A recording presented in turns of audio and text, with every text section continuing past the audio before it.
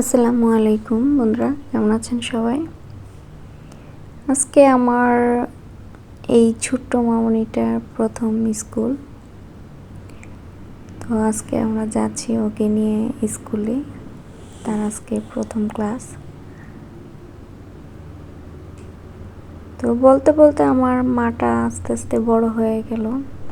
আসলে মায়ের কাছে সন্তান কখনোই বড় হয় না। সব সময় মনে হয় যে তার কাছে তার সন্তান ছোটই রয়ে যায়। তো আসলে আমার মেয়েটাকে নিয়ে আমার অনেক স্বপ্ন। জানি না আল্লাহ আমার স্বপ্নগুলো পূরণ করবে কিনা। তবে হ্যাঁ, আমার অনেক আশা আমার মেয়েকে আমি উচ্চ শিক্ষায় শিক্ষিত করব। তো জানি না আল্লাহ আমার এই আশাটা পূর্ণ করবে কিনা। তবে একটা আশা ছিল যে আমার মেয়েটাকে আমি বাহিরে পড়াশোনা করাবো। তো আমার একটা আশা আল্লাহ পূরণ করেছে।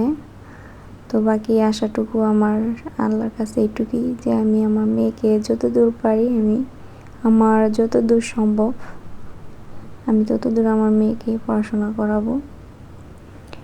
আসলে সব বাবা মারই স্বপ্ন থাকে তার সন্তানকে উচ্চশিক্ষায় শিক্ষিত করা।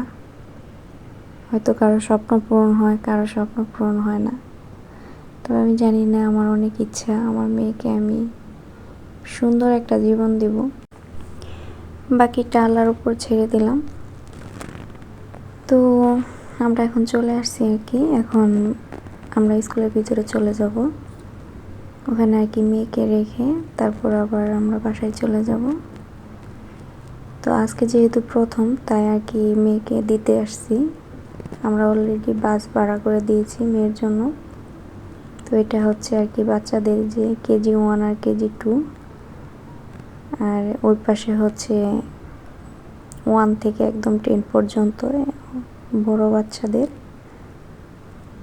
তো সব কিছু মিলে খুবই সুন্দর স্কুলটা। আর এই দেশে খুবই সুন্দর, মানে খুবই কেয়ারফুল সব কিছুই।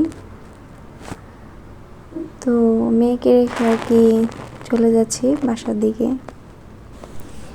একদম ফাঁকা ফাঁকা লাগতেছে নিজের কাছে।